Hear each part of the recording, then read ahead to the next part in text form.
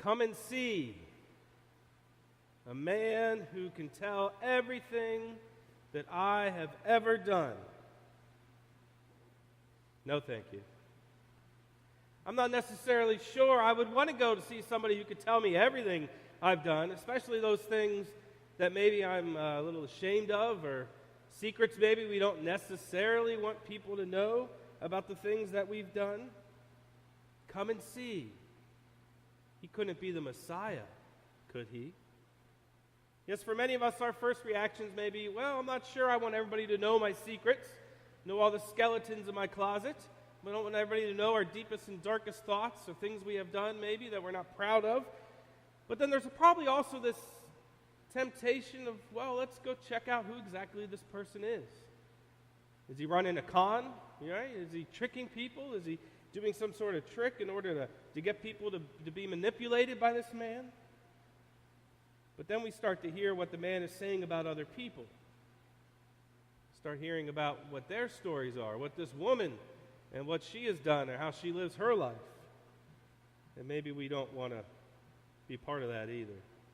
Right? It doesn't always sound comforting for a complete stranger to know everything about me. However, in our text today, we see that this woman is ecstatic about it. So much that she drops her water jar, runs back to the city so she can tell everyone about this man and the hope that she has, that he may be the Messiah. Yes, instead of being scared, instead of not wanting anybody to know, she finds comfort and hope in the fact that this man she just met knows everything about her. When you talk to people about the purpose of the church today, a lot of people will talk about how our culture, even though it seems to be kind of pulling away from the church, is looking for something. People are hungry for something, or people are thirsting for something. It's not always that physical hunger, which people do have in ministries of many congregations, including our own, that we share and we provide so that people have what they need to eat. But more of a desire to be accepted, a desire to be part of a community, a desire for stability, or desire for something that makes them feel that they are part of something greater than themselves, that they're not alone in this big and confusing world. Yes, people are hungry for these things. People are thirsting for these things in their lives. Now, last Sunday we were introduced to a man named Nicodemus in the gospel reading, a Pharisee, a rabbi, a leader of the Jewish faith, who came at night in secret to find Jesus and to ask Jesus who he is and what he's up to. Right? This man is used to being in the know about everything. He's used to having all the answers. He's used to being in charge. But he sees all these things going on. He sees what Jesus is doing, and he begins to wonder, how are you doing these things? Are you prophet? What's your story? But because of his power and because of his status, he can't be public about this. He's scared that he'll be rejected by his fellow Pharisees or fellow rabbis. And so he comes to see Jesus in the night. He comes in secret. He approaches the light of the world in the darkness of night. Yes, Nicodemus, who rests on his power, rests on his knowledge, is shown that he doesn't have it all figured out. And we see throughout, and we get a glimpse at the end of John, that Nicodemus begins to follow Jesus, even if in secret. So Jesus then has a different encounter in today's gospel lesson, but one that is similar, even though there's some stark differences. For it says in ours that she doesn't come at night, but instead she comes around noontime. That Jesus was tired from his journey. He sat down at Jacob's well, and his disciples went to find him something to eat. As Jesus is sitting there, this woman comes to gather her water for the day. And Jesus says to her, "Give me a drink." Nicodemus comes at night in secrecy. so as not to be seen when he goes to search out who Jesus is. This woman comes during the day, but probably for similar reasons. First off, though, she isn't given a name. And this helps to kind of show us and emphasize her status. While Nicodemus, who has a name, we see how he's powerful and in charge, and a man. So the woman comes at noon, in broad daylight, but probably for similar reasons. Not that she's searching for Jesus, she doesn't know he's going to be there, but because she wants to do it in secret or isolation. Yes, typically the women would go to the well in the morning, before it's hot, to get the water that they need for the entire day, to cook, to clean, to drink, whatever it may be. This woman comes at noon, when it's hot out, and when there's a small chance that anyone else will be there. So we ask why. Right, as we hear in the gospel lesson, this woman lives a life of shame and a life of embarrassment. She doesn't want to come around when the other women are there, because that's when the stares can happen. That's when the whispering might happen. Or worse off, that's when the public rejection and embarrassment might happen.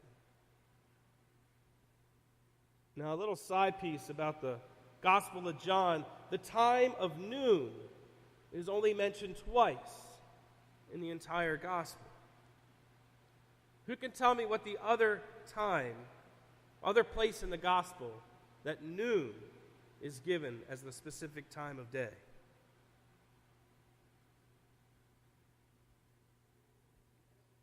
The crucifixion, right? Not the crucifixion,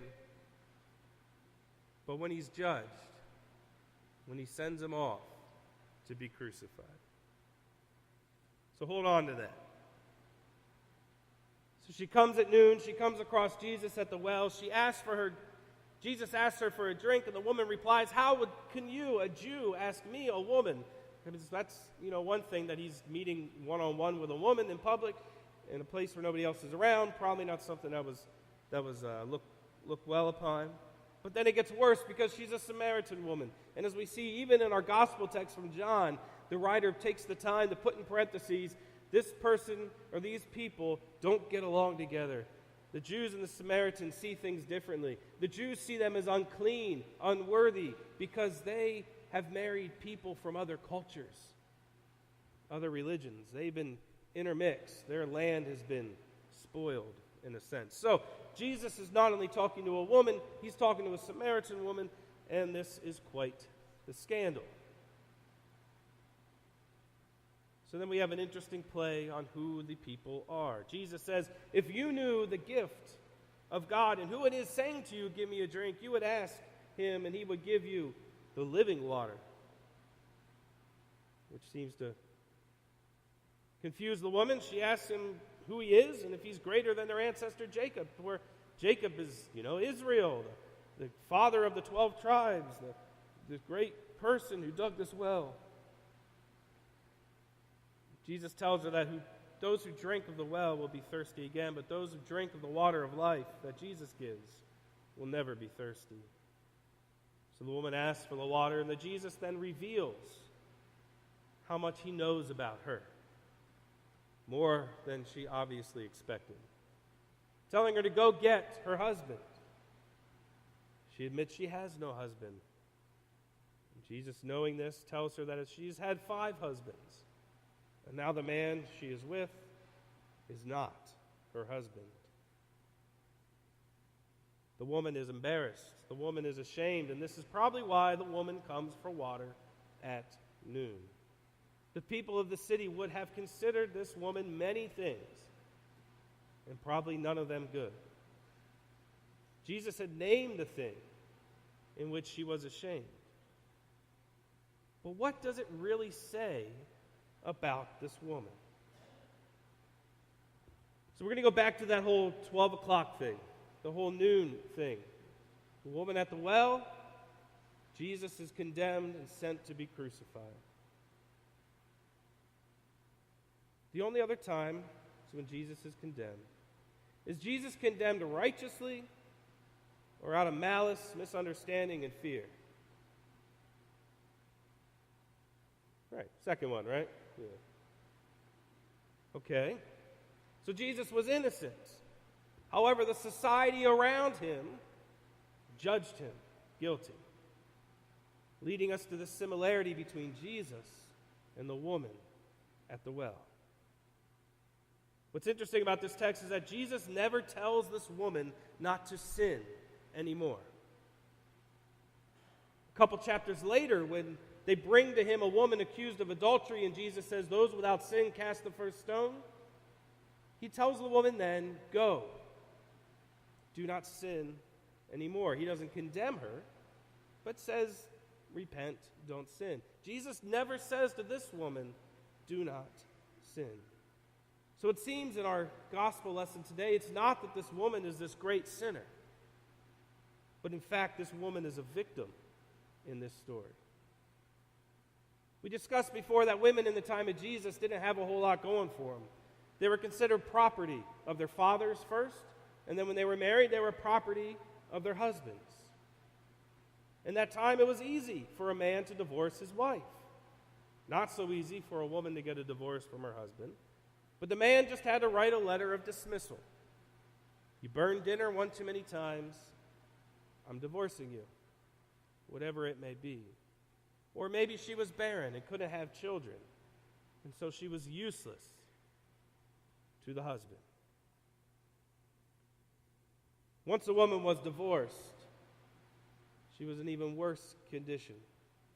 She either had to beg or find ways to make as much or a little bit of money she could to try to feed herself, or she tried to be remarried in order to be cared for by someone else. But the people who wanted the good wives didn't want someone who was divorced.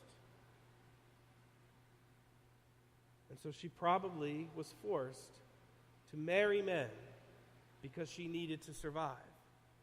But as she went on and on and on in this trap of this society, she was continually married, divorced, married, divorced, worsening and worsening her outlook in life. This woman was thirsty for love and acceptance, and Jesus offers this to her.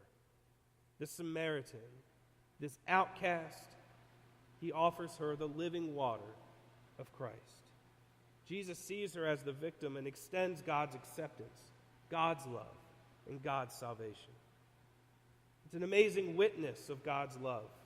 It's an amazing witness of the power of the hope of Jesus in the midst of a life that is nothing but hopeless. Just as she is connected with Jesus' false judgment at noon, Jesus' false judgment is also the beginning of the climax of the Gospel of John. The beginning of our salvation that only comes from the living water of Christ. Yes, this acceptance and love is so great that she runs back to the city and tells all the people who otherwise she was probably afraid to be around about this man who told her everything about herself, everything she had ever done. And she invites these people to come and meet this man who she thinks just might be the Messiah, the one who will proclaim all things to them. So the people come from the city. They see Jesus, and many of them believe in him because of the woman's testimony, the woman's invitation, because they experienced Jesus for themselves. This woman is an apostle of Jesus Christ. This outcast, this reject of the community, is used by God to share the amazing news of Jesus with her entire city. Remember, this woman has no name. But the early church, because we love to name things, the early church gave her a name, Saint Photina, which means equal to the apostles. The last shall be first, the lowly shall be lifted up. We all hunger, we all thirst for different things in our lives. And Christ is there to love and to accept us in spite of our pasts, in spite of our secrets. Jesus knows the hurts and the pains of this world and teaches his disciples, who returned after doing all this, after they were going out to get the food. For they return and offer him food, but Jesus says he doesn't need it. For he has food that they don't know about. The food is to do the will of him who sent me and complete his work. Jesus came into this world to serve God in loving God's children. And Jesus invites us, the disciples, and this woman into the same ministry. So our call is also to rejoice like the woman, to rejoice in God's acceptance, to drop our water buckets, to run and to tell everybody we can about this man who knows everything there is to know about me. And in spite of all of that, still offers me love, forgiveness, grace, and salvation.